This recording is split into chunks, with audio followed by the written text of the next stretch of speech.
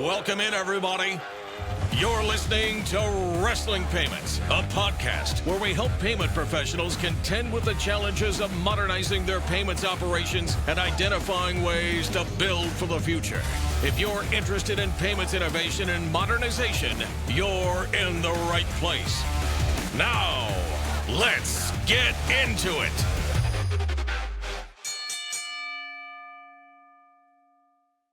Hi, welcome to Wrestling Payments. I have my guest here today, Jordan Bennett. Not his first time on the show. I will tell you, between his first appearance and now, we've become way more friends than we were at the beginning of this, which Absolutely. is great. Yeah, it's great. Gonna have a lot of interactions with Joe. Yes. We work together on projects and seeing what the industry's doing. But today we're here to talk about what's an event that's coming up. It's called the End-User Fraud Symposium, and I think it's really unique. Nacha offers it, and I don't actually participate at all, but it's got a unique format. One day of the event is financial institutions getting together and talking about fraud and how it affects the end user. But the other day is about the end user. We invite companies to this event to talk about, what's going on with fraud and maybe explains why a financial institution might say, we need you to do this, which may not make sense to you, but there's a reason behind it. And Jordan is an expert on things that are going on. Jordan, I always forget your title. Do you want to just introduce yourself? Yeah, I'm Jordan Bennett. I'm a Senior Director of ACH Network Risk Management, and I work with the rules. I work a lot with third-party senders. And recently we've been trying to help originators with these new rules, because the new rules do directly target originators, almost in a way that we haven't really seen on the ACH network before. We've always had everything, not everything, but a lot of our rules are directed at the financial institutions themselves. But we are actually making an ask here of the originators, of those corporate customers. Right. And I'm sorry, title in your company? Title in my company, ACH, or Senior Director, ACH Network Risk Management. Excellent. All right. So just for the folks who, if maybe this is your first time listening, Originators is a company. So if you are sending ACH through the network, you're using, the ACH rather than checks to streamline your operations, you're an originator, and you may or may not know you have some responsibilities. I don't want to spoil the presentation because I understand there's going to be some checklists and some goodies that folks can take back with them. But can you frame, when we talk about fraud, what things are we trying to fight against? So the new rules are really focused around social engineering and the schemes with social engineering. These are different than what we've been focusing on the entirety of my career. I started in ACH back in 2005. And at that problem, the industry was dealing a problem with debit unauthorized returns, or debit origination, where a fraudster would get an account and a routing number, and then they would just pull money out of somebody's account. We've actually, as an industry, done a really good job. It's never going to completely stop, but we have, remedies for that. You can claim unauthorized. You can kick that back, and you're not, as a receiver, going to have to pay for that unauthorized debit to your account. And so it's just really not working well for the fraudsters to be in that line of business. So what do fraudsters do, Joe? They go somewhere else, right? And they find new schemes. And these schemes aren't necessarily new, but they are being utilized more. We're looking at business email compromise. We're looking at vendor impersonation. There's lots of different social engineering methods that the fraudsters are using. And what they're doing, as opposed to the fraudster sitting at the point of origination at the originator level, they're over there hanging out at the RDFI. And they're saying, company, I'm going to trick you, and you're going to just voluntarily push a payment to me, right? And it's working. And these new rules are intended to make it work less effectively. And it takes all of us, Joe. And the reason we targeted a broader scope in this, group of rules is because we need everybody to pull together. We need the originators, we need your financial institution, everybody in that payment stream to be looking out for the fraud. So I do admit I'm a payment geek. So on my drive in this morning, I was thinking, I spend like almost 100% of my time on payments, on all of the issues we talk about on these calls. But as a company, I use ACH to pay my bills. I use ACH to pay payroll, right? I spend maybe 5% of my time on payments. I don't even think about it. I think about who I'm paying, why I'm paying them, do I owe that bill? Not thinking about the mechanism. So can And you fraudsters are using that against them, right? absolutely? Yeah. So let me give you a very simple example of what can be used to target a company. Vendor impersonation, right? A company, and even more than just companies, it can be a regular company, but it can government entities, universities, where there are sunshine laws, right, and open records. Anybody can see who the contract was won by, Hmm. right? So we do see it in corporations and in the public where somebody will claim to be from a known supplier and they'll say, I've changed my routing and account number. On my next invoice, right? Go ahead and just pay me. Yes. Yeah, it's Yes. that simple. And Yes. then, if you're a large company, well, it doesn't even matter if you're a large company because it could be a large percentage, right, of your operating budget to pay this vendor. You go ahead and pay them, right? If you don't have any controls in there. And there are some simple controls that you can put in place, and we'll talk about those, but something like dual controls, something like a callback procedure where you're not just saying, all right, let me change that routing and account number. Thank you, sir. Right? You say, I'm going to call back the number that I have on file for you. Yes. And, if somebody calls in and pretending to be from Niche and my callback number is Joe Casali and I call Joe back and what are you going to say when I offer to change that invoice, Joe? Right. No, don't do it. No. Right? So it gives the opportunity to put some friction in there. And we always think of payments as we want to get frictionless. But there should be some good friction in there. It doesn't have to be instant right now. Let's slow it down. Let's think about it. Let's make sure that we are trying to identify fraud before we are a victim. And if you take nothing else from this podcast, stop. The minute someone says, "Oh, we got a new account number, send the money here," just stop. Stop. That's what we're asking. That's what we're looking for. We're just asking for those, just to think about those little transactions, those little abnormalities that you can look for, things that are a little bit different and say, hold on, this is a little different. Before we move, now this could be totally legit, right? People change their bank accounts, companies change their bank accounts on a regular basis. That's fine, right? But is this the right person or are we sending money to a fraudster? And just to emphasize, why not just call the number back on the email? Like if somebody sends me a business email compromise, yeah, because they're going to give you an email to call them back, right? So you want to check the listing that you have internally. Always So a it's best practice. and from a fraud perspective, it happens every day, every day, Every day. every day. Some variations on this one. I don't know if you're going to talk about in the day, so maybe this is bonus points, but with AI, your boss sending you a voicemail that says, "We need to get a wire out today. Just get it out." That may not be your boss. Right. And if it's not something you normally do, again, pause, right? We have an annual conference and you guys have an annual conference. Fraudsters look on LinkedIn and they're seeing your social media. They're saying, oh, look at this. Joe's going to be busy. Joe's CEO is going to be busy, right?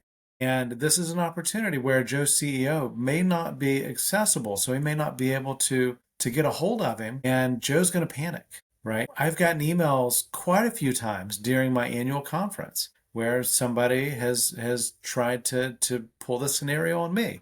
That's not my area of, I don't submit stuff to AP for things during the conference. That's not my role, right? So I have to stop and say, wait, my CEO wouldn't ask me to pay that, right?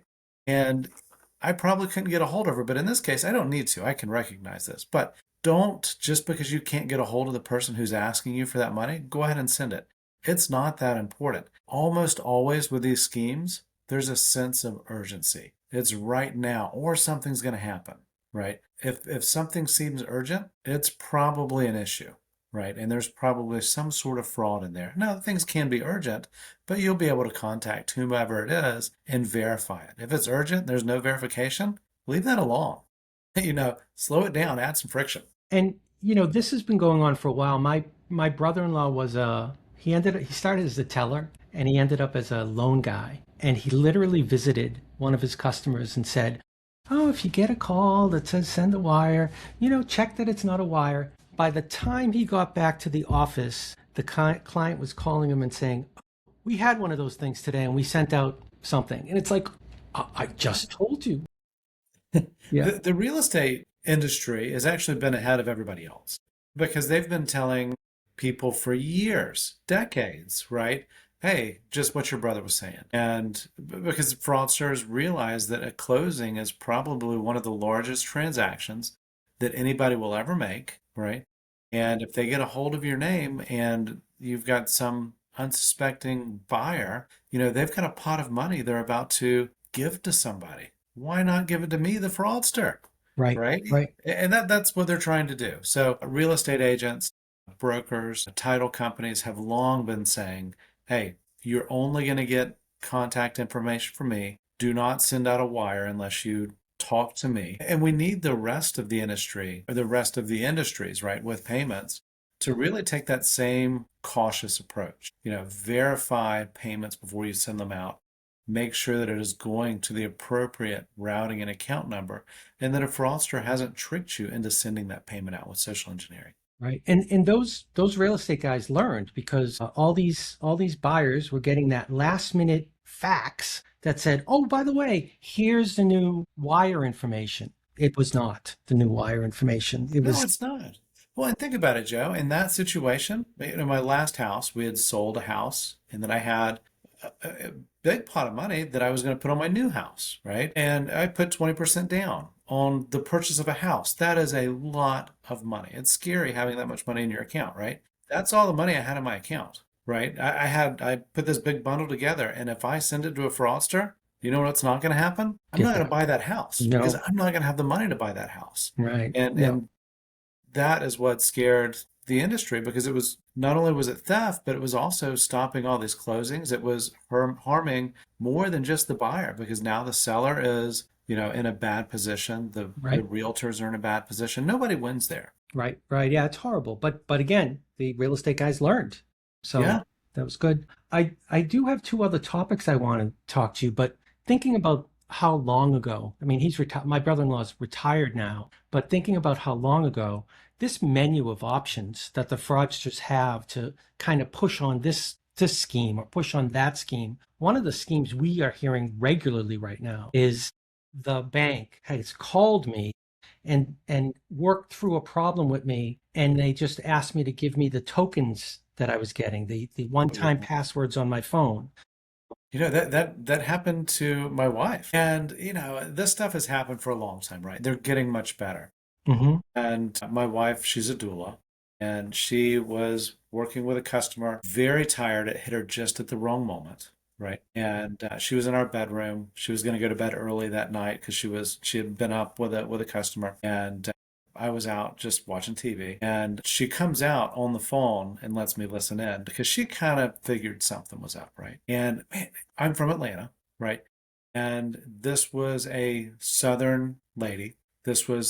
The lady sounded, like an American. She sounded like an American from the South, right? This was not a foreigner anymore. This was not somebody with, a bad script. Mm-hmm. She, the individuals, it was the fraud department calling my wife, right? Did you buy, $167 at Walmart? Listed all these different companies, right? And none of these transactions were real, but none of them had actually taken place on my wife's debit card either, right? Mm-hmm. And she was trying to get us to provide information where she could log in and then send out account information. And I said, I told my wife, Jenny, go ahead and hang up and let's call them back. And of course, it wasn't. And but not everybody's married to a fraud professional, right? Mm-hmm. A risk management professional. I don't specialize in fraud. I specialize in stopping fraud, right? That's a key piece there. Mm-hmm. But we've got to work together and get this education out to not only our banks, but our originators as well, people at companies and even individuals. So individuals that are, you may be employed as an originator, but you've got a home life too, and the schemes are also working on consumers, individuals. Yep. Yep. And the hard part about that story is some of that could be true, right? Fraud will call and say, did you Yeah. do these transactions? This person had worked at a bank or they were working with somebody. The script was fantastic. The only thing that really tripped us up was that they were asking for those codes and Yes. asking for the login information. Yes. And They will never do that. Never never, do that. Yeah. never. Yeah. Excellent. All right. What else? You've got a couple of other things I think you're talking about. Maybe just another vector, but Sure. Yeah. No, I think another factor is you might be victimized, right? And what do you do? I think that is just as important, Joe. So Okay. planning ahead, right? Who do you call? Do you have your contacts at the bank? Do you know what to tell them? Where did the money go? Can we track it? All of those details. And I think we need to remember speed. If you think you've been a victim, either as a consumer or as an employee in your corporate job, right? You need to react as fast as possible. You need to get on the phone with the financial institution, and the financial institution needs to know how to get in touch with that receiving financial institution. The faster we can stop this, that we can put a hold on it, that we can indicate to the receiving financial institution, hey, this is fraud, stop it. And then they can provide information to each other and hopefully get this returned. It's not always going to work out, but if you wait 5 days, it's not going to work out. right. This is probably not the right way to put this, but the government tries to protect consumers a lot. So there's lots of protections sort of built into the networks. Absolutely. But as a business, you're an adult in the room, and there's no extra time. If you wait even 2 days to call your financial institution, it's probably your money's probably overseas by that point. So you Yeah. have to be really reactive. And Businesses are governed by UCC laws where consumers are governed by Reg E, right? Mhm. So there are different consumer protections and there are business protections. That's a good call out, Joe. yeah. So you are the adults, and it gets confusing because you're a person, and sometimes as a person you're a consumer, and sometimes as a person you're a business owner, a payroll person, a payables person. They're different rules. All right. Anything else? Yeah, I think a lot of the tools that you're going to take away from this is an ACH session, right? That's my area of expertise. But everything you learn here can be used for other payment methods. And we can talk about other payment methods. If there are people on there that I want to ask some questions, there's always, a lot of overlap. And we really would like people to think holistically about payments. For example, like one of the new rules says that an RDFI can return something as an R17, and that's our return code for suspicious activity. And so if you as an originator get an R17 back, it doesn't mean, no, the ACH failed. Let's wire that money to them, right? Because the fraudster is going to take money however you give it to them. Apply the thought and the reasoning behind, ACH safety to your other payment rails. Put the same controls in place. Don't make it easy to send money out via check, or hopefully you're not using checks, good gracious, right? Yes, I do. Or wire or some other form of payment. Have good controls on all your payments and look at them holistically. Look at them together. Yeah, and it's hard. I always remind myself, don't throw shade on other payment mechanisms, right? Except for checks. No, that's not in it. It's hard because checks are so easy for companies, Who am I paying? What's their address? I'm done, right? But they're so easy for the fraudsters too. That's the problem, Joe. Rampant. Rampant If you drop a fraud check in a mailbox, it's so easy to intercept. Yeah, they're pulling up that. the blue boxes everywhere. I mean, Everywhere. it's hard to even find a blue box anymore. Yeah, it's hard. It's so easy, but it's the statistics on check fraud are they're just rampant to the point that the Federal Reserve is looking at what can we do about this. They got initiatives going. The industry is looking. Everyone is looking at how do we stop this fraud, because even the president had one of his, what are they called, the executive orders, Yes. for the federal government to stop using checks. Right. We actually adopted that here after that executive order, where we said we're not doing them anymore. How can we be an ACH association and say, okay, but send your check to us? Yeah. So it's good. I don't want to ruin the possibility for a future podcast, but anything else going on that Yeah, Joe, we're always doing something new, right? yeah. We've got to follow where the fraud go. I'd love to do a podcast with you on first party fraud. You're up. That is a topic that is very on the top of the mind of our banks, of our originators. Companies are always saying, I know everything about this guy. I got his IP address. He logged in. He's been my customer for so long, and now he's disputing this transaction. That's not fair. How come I have to eat that? So, we are looking at doing some stuff to try and help that out. I don't know how it's going to end up, Joe, but I think it's going to be, we've got to figure it out. Right. There are a lot of initiatives going. You Nacha, and you have one of these initiatives. It's hard, being in this industry. We're a trade association, and most of our members are financial institutions. When things go bad, the financial institutions are the bad guys, but they're fighting the same fight that the originators are fighting. And they're also being victimized, right? Yeah. And it's, I don't know if the public sentiment says that the banks are taking the money. They're not taking the money. It's the bad guys are figuring out what buttons to push where. Take it from us all. Yeah. So that's their job. Tricky. Fraudsters' job is to take money from you. And they don't care if you're a bank or a consumer or a business. Yeah. Their job is to help stop it all. Exactly. Right. Excellent. I think that was a good call. Any parting words before we have our next one on first party fraud? No, I look forward to the session. It's an online session, and so you'll get to see my same background here, and I will see you at that time. All right. And I guess I have to share that. So Nacha is having this event. We, like any other company, we sell this event to our members. The corporate part is free. So all you have to get together is at your financial institution and say, hey, is this going on? Can we participate? We are presenting this just to help the industry. So excellent. check always look for helping out people.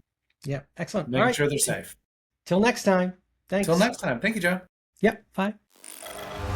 On behalf of Nacha, your trusted resource in payments, and our guests, I'd like to thank everyone for tuning into the podcast. If you've enjoyed this episode and want to hear more about payments innovation and modernization, you can find the Wrestling Payments Podcast on the podcast page of Nacha.org or wherever you subscribe to podcasts. Just search for Wrestling Payments in your podcast app. Thanks for listening.